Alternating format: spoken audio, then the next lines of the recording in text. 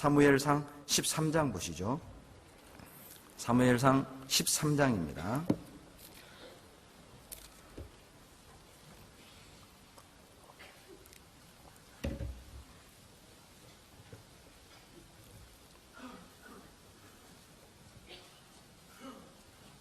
(13장) 14절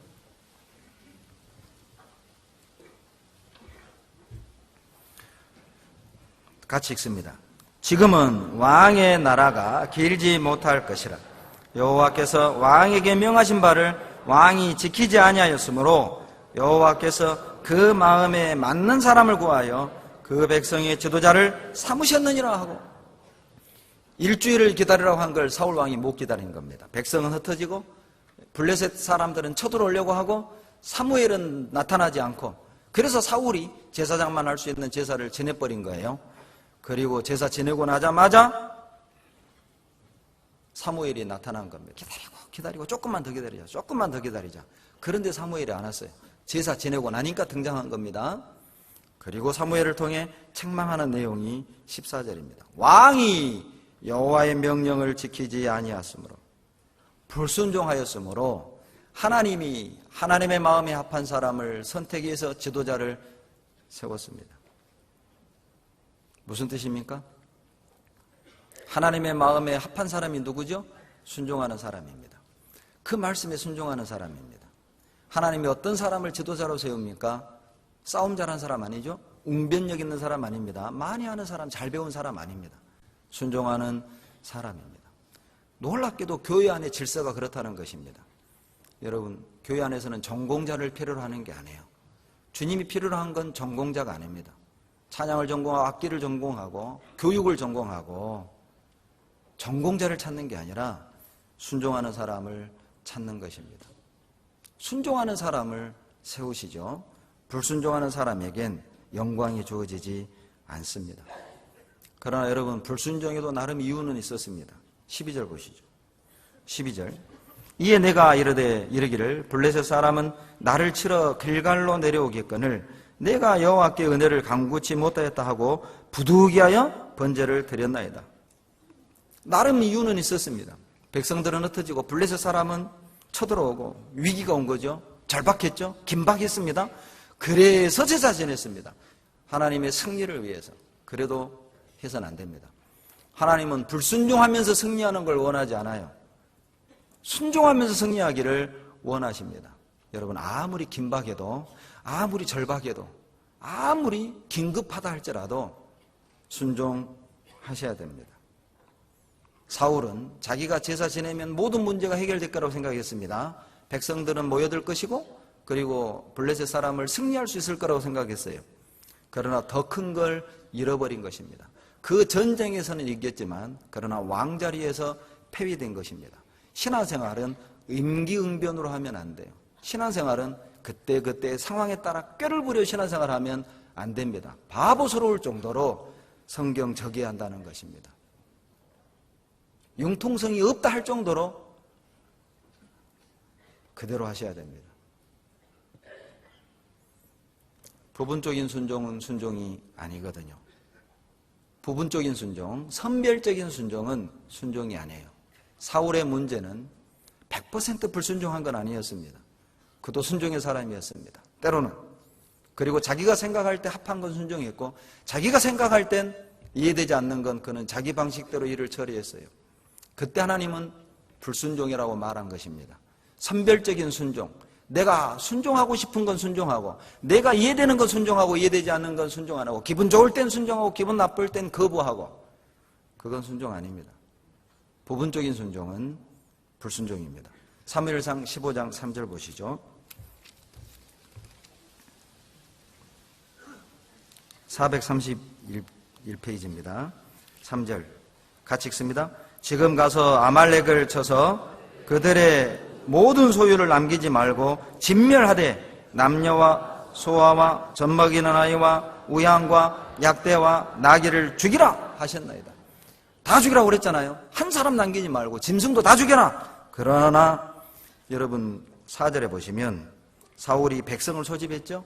이해했습니다. 주님이 다 죽여라 하셨을 때 사울은 아니요, 그렇게 못합니다. 내가 왜 해요? 이렇게 대답한 게 아니에요. 예! 순종처럼 보이죠? 멋있어 보이죠? 즉각적 순종처럼 보이죠? 백성을 소집했습니다. 전쟁터로 나갔습니다. 놀랍게도 이겼습니다. 그러나 문제는 그 뒤부터입니다. 거기까지는 순종처럼 보였지만 아각 왕은 살렸고 좋은 짐승은 살렸어요. 여러분, 다 살린 게 아닙니다.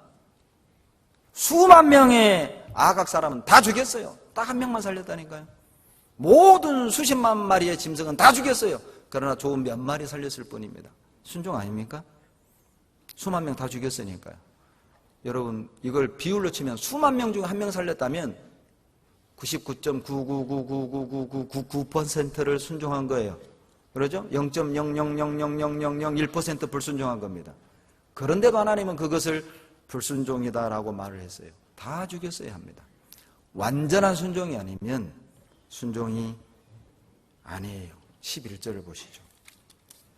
11절 같이 읽습니다. 내가 사울을 세워 왕 삼은 것을 후회하노니 그가 돌이켜서 나를 좇지 아니하며 내 명령을 이루지 아니하였음이니라 하신지라. 됐습니다. 하나님은 후회하셨습니다. 슬퍼했다는 뜻입니다. 애도했다 그 말입니다. 가슴이 찢어지게 아팠다 그 말입니다. 사울의 불순종으로. 사울은 할 말 있지 않았겠습니까? 하나님 너무하십니다. 내가 수십만 명 다 죽였습니다. 한 사람 살렸습니다. 수백만 마리 짐승 다 죽였습니다. 그럼 몇 마리 살렸습니다. 그 몇 마리 살린 것도 내가 먹으려고 살린 것도 아니고 하나님께 제사 지내려고. 그렇게 나와요. 9절에 보면. 하나님께 제사 드리기 참 좋은 거거든요. 야, 살 통통이 찌고 깨끗하게 생긴 이거 하나님께 드리면 좋아하겠다? 그러나 하나님이 원했던 건 제물이 아니었어요. 하나님이 원했던 건 제사가 아니었다고요. 하나님이 원했던 건 말씀대로 죽이는 것입니다. 진멸하는 것입니다. 하나님께 순종하는 것입니다. 하나님이 원하는 건 제사가 아니라 그대로 하는 것입니다. 순종이었죠.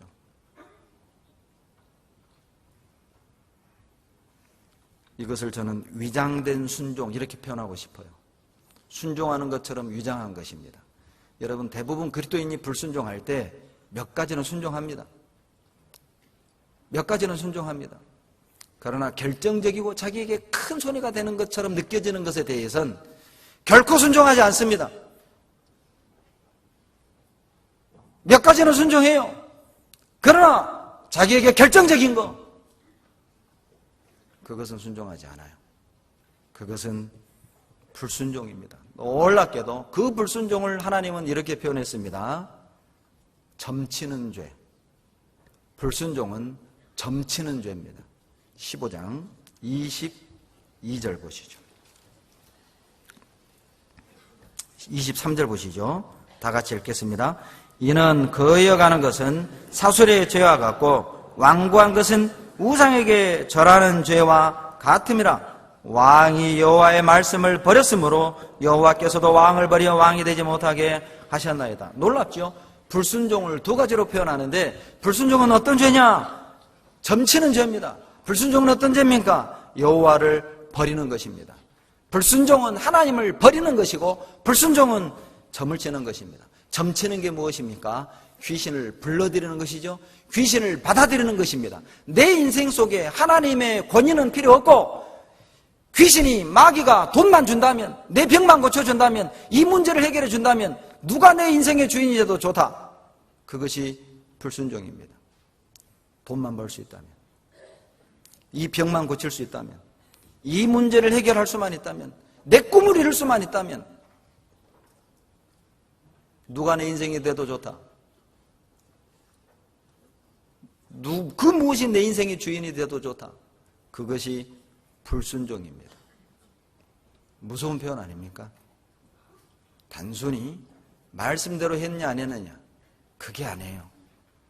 하나님께 내 인생을 지배받느냐, 악한 영에게 지배받느냐의 문제입니다. 더 놀라운 것은 불순종의 배후에는 항상 마귀가 개입되어 있다는 것입니다. 하와가 그냥 불순종한 게 아니었죠. 마귀가 역사했습니다. 나의 불순종 뒤에는 배후에 마귀가 있습니다. 누구의 지배를 받느냐의 문제죠. 여러분, 미국에 사탄교가 있다고 합니다. 사탄교. 그 사탄교에 입교를 하면 항상 새로 입교한 신입단원에는 일을 시킨답니다. 어떤 일을 시키냐? 도적질을 시키든 성적인 죄를 시키든 거짓말을 시키든 부도덕한 일을, 하나님의 법을 어기는 일을 시킨답니다. 왜? 그들은 알아요. 하나님을 거역할수록 더 큰 귀신의 능력을 부여받는 것을. 그래서 의도적으로 이 땅의 법과 하나님의 법을 어기는 미션을 주는 겁니다. 불순종하면 사단의 세력이 훨씬 더 커집니다. 사탄교 제1계명, 사탄교에도 계명이 있다네요. 제1계명이 뭐냐? 너의 뜻대로 할지어다. 네 마음대로 할지어다. 네 기분대로 할지어다. 네 감정대로 할지어다. 네 형편대로 할지어다. 네가 원하는 대로 할지어다. 네가 꿈꾸는 대로 할지어다. 너가 계획되는 대로 할지어다. 솔직히 물어보십시오. 내가 결정하는 기준의 근거는 무엇인가? 우리는 결정적일 때 불순종할 때가 덜어 있어요. 가장 중요한 때 순종하지 않을 때가 있어요. 하나님이 정한 교회의 질서를 어기고 무너뜨리면서, 그리고 그것은 교회의 질서 탓이다. 하나님의 말씀에 문제가 있는 것이지 내가 문제 있는 게 아니다. 이렇게 하는 게 뭐가 문제냐? 이것을 통해서 하나님께 제사 드리려는 건데. 사울이 그랬다니까요. 사울이 불순종하려고 불순종한 게 아닙니다. 사울은 2번이나 하나님께 순종했다고 성경에 고백해요. 15장 이렇게 나옵니다. 2번이나 나는 명령에 순종했습니다. 말씀대로 했습니다. 사울의 생각은 그랬어요. 왜? 실제 사울은 불순종할 의도를 가졌던 게 아니었다니까요. 이걸로 주님께 제사드리고 주님을 기쁘게 하기 위해 했을 뿐이에요. 하나님이 원하는 건 제사가 아닙니다. 그냥 순종하십시오. 제사에 신경 쓰지 말고 순종에 신경 쓰십시오. 불순종의 배후엔 마귀가 있습니다. 사무엘상 16장 14절입니다. 사무엘상 16장 14절입니다.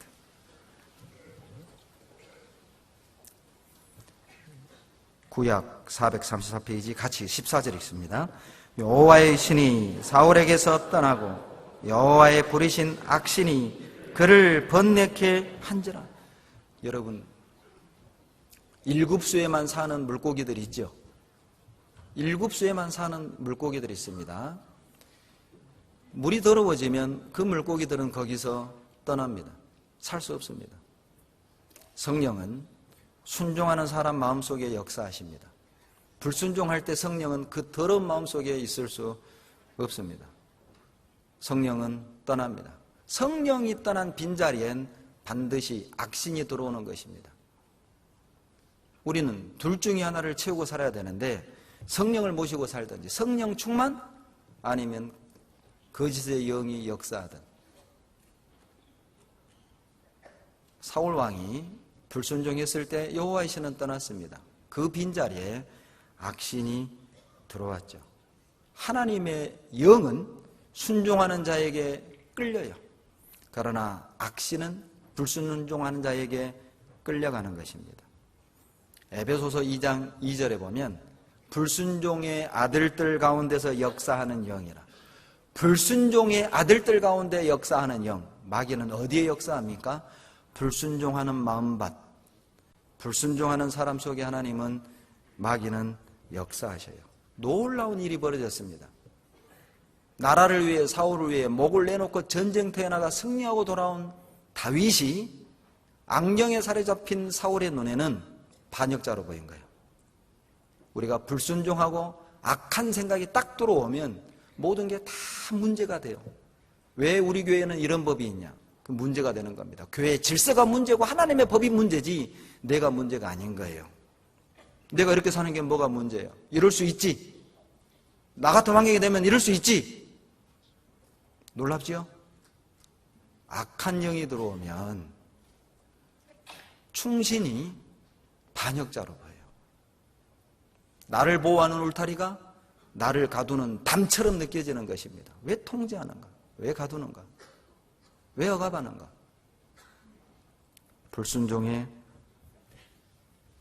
능력입니다. 기억하십시오. 불순종은 성격적인 문제가 아니에요. 불순종은 환경적인 문제도 아닙니다. 여건의 문제가 아니에요. 불순종은 영적인 문제입니다. 영적인 문제가 되는 거예요. 불순종의 배후엔 마귀가 있습니다. 그러나 기회가 있습니다. 여러분 이제까지 정말 불순종의 기억들로 점철되어 있습니까? 정말 수치스럽고 부끄러운 불순종 어떻게 회복할 그런 마음이 있습니까? 하나님이 기회를 주셨어요. 여러분 희망이 있습니다. 하나님이 기회를 주셨어요. 아직 끝난 게 아니죠? 희망이 있어요. 기회가 있어요. 신명기 30장입니다. 오늘 바로 그 기회를 잡으셔야 됩니다. 신명기 30장.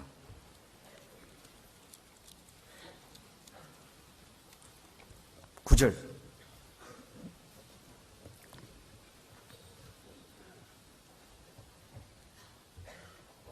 신명기 30장 9절. 구약 310페이지 9절 10절 같이 읽습니다.